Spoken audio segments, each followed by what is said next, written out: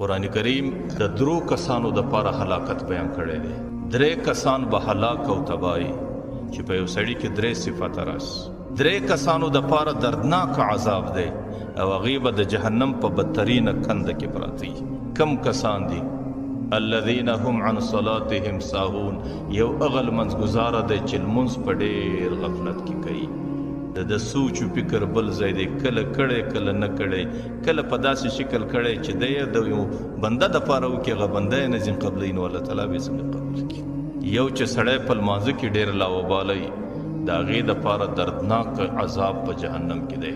او دویم الذین هم یراؤون. دویم هغه خلک چې عمل د ریاکارۍ دپاره کوي، که یو چاته یوه روپۍ ورکوي، که چاته د چا سره یوه زره احسان کوي، په دې کې د ده مقصد دی چې بس خلک وګوري، ځکه دا عمل خلک د خدای دپاره کوي او دی چې په دې کې په خلکو باندې ځان ویني، نعوذ بالله دا شرک خفي دی. په دې عمل کې دا خلک د خدای سره شریکان کوي.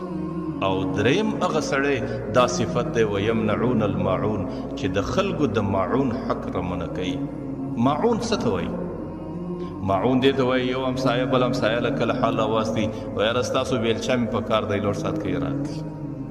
کله کله حال ورته راواستي، یاره ستاسو ریړۍ مې په کار د لږ سات کوي راکړي. کله کله وایي زموږ مالګه خلاصه سوې د لږ زره مالګه راکړي. کله وایي زموږ مساله خلاصه سوې د لږ مساله راکړي. کله وایي زموږ په کور کې باکس نشته، موږ ور په بلو یو باکس راله راکړي. دې ته ماعون ویل کېږي. او دا د یو همسایه پر بل همسایه باندې حق دی، او چې کوم څوک دغه حق د همسایه نه ادا کوي، الله تعالی وایي د دې بنده دپاره په جهنم کې دردناک عذاب دی. خو لیکن د دې سره زه دوې خبرې تړم. یوه خبره دا ده چې په ماعون کې دغه شیان راځي چې د هغې په ورکړه باندې د سړي ډېره خوا نه بدېږي.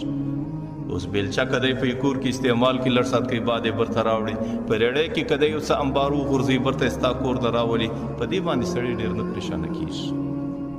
لیکن کله کله بعضې درانه شیانې، قیمتي شیانې، وزني شیانې او د سړي د لاسه څه چې ضایع سي، نو بیا سړی په هغه پسې ډېر پریشانه کېږي. هغه شیان مفسرین وایي په ماعون کې نه راځي.